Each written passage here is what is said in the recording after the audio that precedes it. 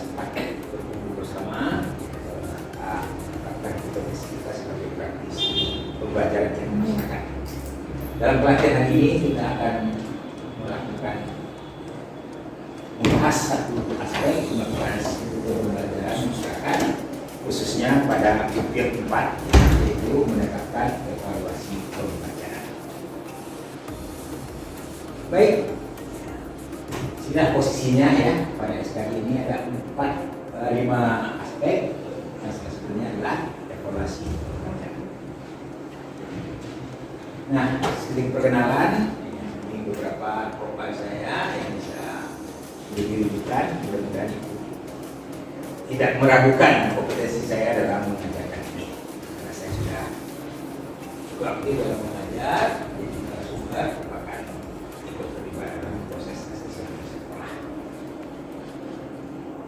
Baik, ini sudah dibicarakan juga ya, sama saja posisi kita, bahwa ruang ini ada pengamanannya, jadi walaupun situasi kita masih aman-aman saja, tapi kita sudah menyiapkan beberapa hal yang akan bisa mengancam kita, insyaallah.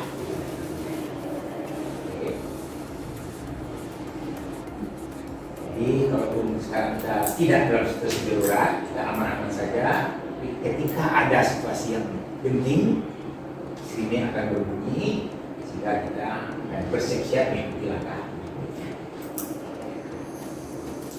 Di luar sana sudah ada tugas kita yang mengenai kalau situasi tidak boleh panik, kita cari jalan keluar yang terbaik. Ini ada regu pengaman yang akan disebutkan nanti. Ya, lanjut. Ya, terus sama ini lagi. Oke, kita cek dulu ya. Saya ada, Anissa ada. Nah, kita akan membahas secara cepat 7 aspek dari kegiatan evaluasi. Kenapa? Karena salah satu kegiatan kita adalah menegakkan alat evaluasi. Oke.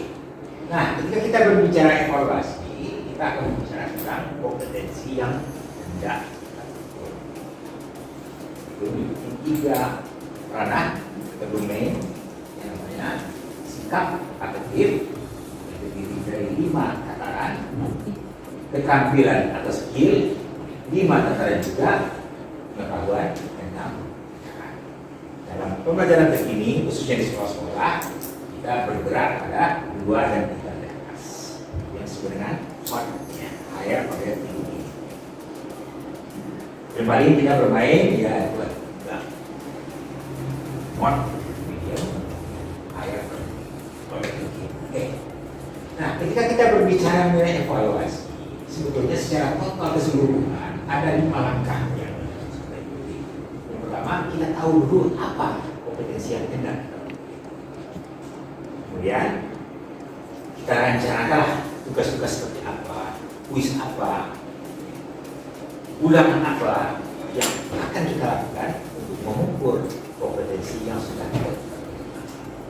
Nah, dari perencanaan itu kita menggunakan teknik penilaian. Bagaimana menilainya, menggunakan tes atau non-tes, termasuk juga pengelolaan, bagaimana menganalisis hasil. Setelah dapat hasilnya lalu kita interpretasikan, sebab angka-angka tidak akan berbicara apa-apa. Nilai 90 si A, 90 si B, maka sama, itu sama. Kita bukan usaha analisis hasilnya. Terakhir kita buat laporan. Bisa saja dalam laporan UTS, laporan UAS, ujian dengan kelas dulu ya, bahkan ujian sekolah juga bisa dilakukan. Nah, ketika kita berbicara mengenai alat evaluasi, maka ada beberapa prosedur yang harus kita ikuti. Yang pertama, menganalisis kebutuhan. Lalu kita tentukan tujuan evaluasi, lalu kita identifikasi kompetensi dan hasil belajar yang hendak kita lakukan. Nah, setelah identifikasi itu kita sampai pada menyusun visi-misi. Kompetensi ini akan diuji dengan cara seperti ini. Kompetensi ini akan diuji seperti ini. Sehingga dengan visi-misi ini kita memastikan bahwa tidak ada satu bagian pembelajaran yang tidak ambil sampelnya dalam evaluasi. Jadi evaluasilah sampel-sampel dari mata pembelajaran. Jangan sampai nanti kompetensi 1 teruji dengan 5 soal, sementara kompetensi 7 tak ada satu soal yang berbicara tentang. Akibatnya boleh kita menjadi tidak holistik, tidak menjadi. Makanya itu dipastikan dengan kisi-kisi. Setelah kisi-kisi itu ada, baru kita kembangkan soal objektif, esai, atau uji kerja. Dari situ kita lakukan coba dan analisis soal apakah tingkat kesukaran yang sangat buruk atau tidak, memadai atau tidak memadai. Dari kisah mereka kepada tidak. Dari kisah adalah membedakan kemampuan anak yang tinggi dengan yang rendah. Jangan sampai nanti justru balik, anak yang bodoh dan politik nilainya tinggi, anak yang pintar justru nilainya rendah. Itu kayak kisahnya negatif. Mestinya anak yang kompetitif cermat, berat tinggi, hasil belajarnya juga akan tinggi. Ya rendah itu akan sama dengan ayakan. Nah, setelah uji coba itu, kalau ada soal-soal yang tidak bagus, kita buang, kita ganti dengan yang lain. Sehingga nanti pada artinya kita menghasilkan sebuah instrumen penilaian yang sudah teruji ke handalannya. Itu dia. Nah, kemudian kita masuk pada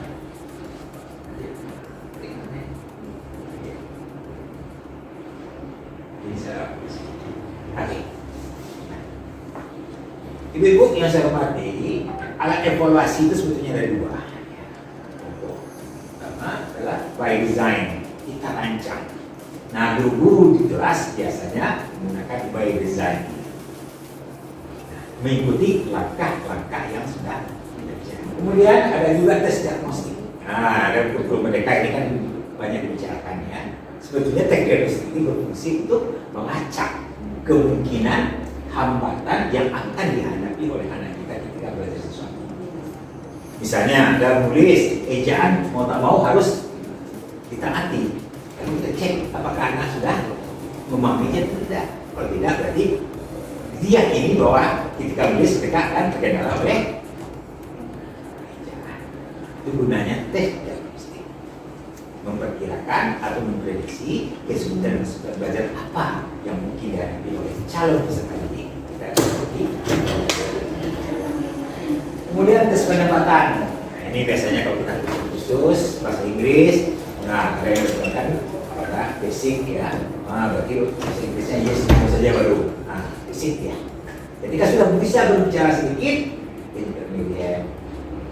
Ketika sudah mulai mahir menggunakan saja lagi memperhalus bahasa advance, adalah itu juga dalam kelas seperti ini juga bisa gitu. Ketika kita mengumpulkan anak-anak kita agar pembelajaran kita lebih efektif dan bisa berkreasi. Instrumennya bisa berupa seperangkat buku soal, bisa soal objektif, bisa juga dalam bentuk uraian atau esai. Esai itu ada dua ya. Nah, ada esai yang terstruktur, ada yang tak terstruktur. Nah, semuanya bisa kita lakukan untuk mengukur kompetensi pengetahuan. Termasuk juga ya, ketika kita mau menguji pemahaman anak tentang perkembangan peserta didik, kita wawancarai. Apa yang kita tahu tentang anak? Kalau anak berusia seperti apa ciri khasnya, ini bisa dilakukan lewat wawancara. Portofolio atau proyek itu menjadi sumber kita juga untuk mengevaluasi sejauh mana pengetahuan mereka tentang sebuah pengetahuan tentang cara mengukur sudut. Itu bisa kita lihat dari proyek buat PT. Nah, dari itu kita lihat bagaimana presisi mereka ketika mengukur. Kalau ukuran mereka tidak presisi, apalagi sudut-sudutnya tidak pas, maka PT-nya pasti akan begini. Nah, terlihat pengetahuan dari proyek.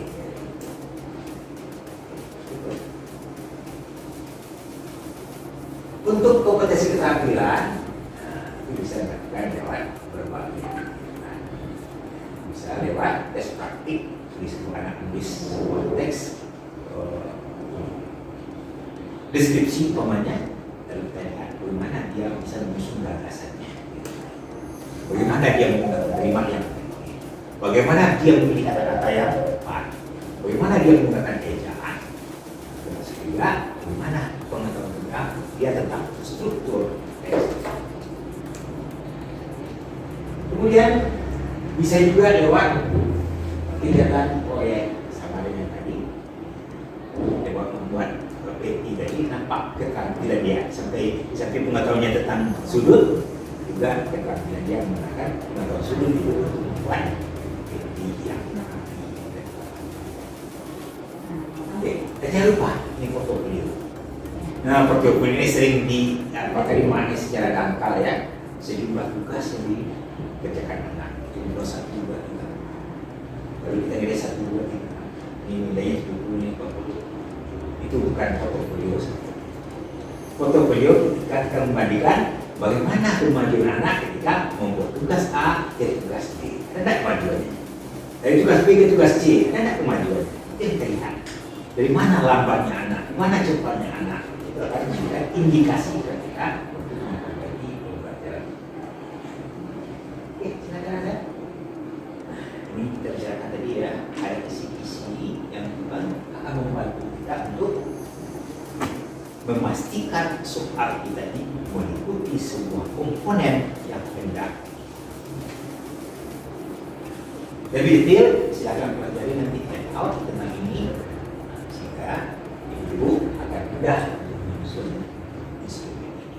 Saya tahu ini semuanya sudah pernah mengikuti cara buat tes. Cuma ini kita memantapkan sehingga ibu siap untuk diprofesi sebagai orang pembuat arah tes evaluasi untuk kegiatan pembelajaran. Nah, untuk praktiknya silakan kita kerjakan. Buat kisi-kisi soal itu objektif dan kira sesuai dengan dasar yang dibawa dalam sebuah pembelajaran bahasa Indonesia bisa disurvei, bisa ditentukan. Jadi kita bicarakan bahwa kita menggunakan alat yang alatnya laptop, mouse dan seterusnya, tapi dengan perlengkapan ada jaringan internetnya kebetulan buat kita ada. Silakan gunakan itu untuk melacak kompetensi apapun yang ada di SD, SMP atau SMA, pilih satu. Nah, kemudian dari kisi-kisi itu mungkin ada 20 soal objektif, untuk kesempatan ini cukup 3 saja. Dan dibantu dengan 2 soal berbentuk realistis tentang pembelajaran yang sudah kita pilih tadi, yang sudah kita buatkan kisi-kisi. Pilih saja. Mungkin ada kisi-kisi ada 7 soal, 10 soal esai, kita pilih 2 aja.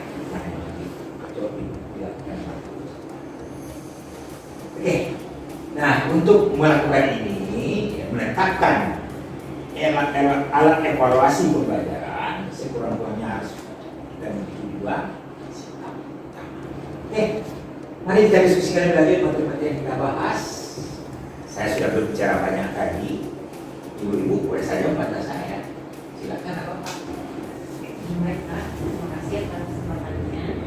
Ini mungkin terkait dengan penilaian keterampilan ya, dan juga tadi pertama mengenai portofolio ya Pak dan proyek. Makanya saya tanyakan di antara 2 itu mana yang lebih baik untuk mengukur penilaian keterampilan untuk siswa? Oke, terima kasih. Portofolio dan proyek itu sama-sama berorientasi pada sebuah produk, sama-sama produk. Cuma dalam portofolio kita tidak melihat proses anak menghasilkan produk itu, tapi kita hanya melihat produk 1, produk 2, produk 3. Ada kemajuan dari 1 ke 2 atau tidak, 3 ke 4 tidak. Jadi informasinya adalah hasil belajar sepanjang waktu. Tapi kalau dalam proyek, di situ ada unsur perencanaannya, di situ ada unsur pengamatannya sepanjang proyek. Dan lebih penting lagi, pada bagian akhir kan mengevaluasi proyek. Proyek itu bukan hasilnya saja yang kita lihat, ya, tapi juga proses pengerjaan. Nah, ini ya, sudah saya terima juga dalam Google Form. nanti silakan ibu kerjakan soal ini dan dikirimkan juga lewat Google Form yang sama. Waktunya, ya, karena dia untuk kerja, saya berikan waktu yang lebih luang. Saya kumpulkan nanti malam pukul 18.00 sore ya. Nah, berjalan waktunya 4 jam. Silakan searching di internet. Yang penting tidak copy paste. Karena copy paste tidak memberikan apa-apa kepada kita selain memperbesar ukuran ibu jari dan ibu jari. Hanya itu aja keuntungannya.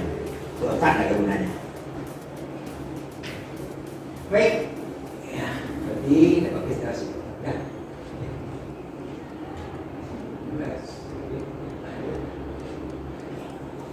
Jadi dari sini kita tahu bahwa evaluasi merupakan kegiatan penting dalam pembelajaran. Tanpa evaluasi kita tidak tahu apakah pembelajaran kita berhasil. Apakah anak kita sudah berhak mengikuti pembelajaran berikutnya atau tidak? Apakah anak kita akan menghadapi kesulitan belajar berikutnya atau tidak? Itu memerlukan evaluasi. Nah, prinsipnya adalah semakin akurat alat evaluasi, semakin bagus kebijaksanaan yang sampai nanti karena daya bedanya terbalik ya, yang pintar nilainya rendah, yang bodoh nilainya bagus, nanti besok saya berikan pembelajaran lebih tinggi pada yang bodoh. Pada yang pintar saya berikan pembelajaran yang lebih rendah. Akhirnya apa? Yang bodoh menjadi frustasi karena N-nya lebih dari 5. Seharusnya berarti kan kita bahasa kuliah setingkat di atas 5 juga. Sementara yang pintar merasa perlu belajar. Kenapa? Karena N kurang 1. Pembelajaran kita lebih rendah daripada yang. Yang kedua, alat evaluasi itu bisa diambil dari by design, kita rancang sendiri, kita susun sendiri, bisa juga by utilization, menggunakan alat evaluasi yang sudah ada semuanya. Apapun dia, tetap kita harus memahami prosedur dalam merancang alat evaluasi. Bagaimana kalau by design, by utilization kan sudah ada Pak. Nanti kita cari informasinya. Apakah tes itu sudah mengikuti kurikulum yang mana? Jangan-jangan kita menggunakan kurikulum 2000 Merdeka, tapi ternyata tes itu berdasarkan kurikulum 2013. Maka histori atau kisah penyusunan soal jadi penting kita memilih soal by utilization. Kalau by design, jelas kita merancangnya sesuai dengan kurikulum, sesuai dengan kebutuhan, sesuai dengan tahapan-tahapan pembelajaran. Ya. Nah, karena inilah bagian dari pembentukan kompetensi, perhatian untuk memantapkan kompetensi itu, di samping soal, di samping evaluasi, itu juga ada tugas.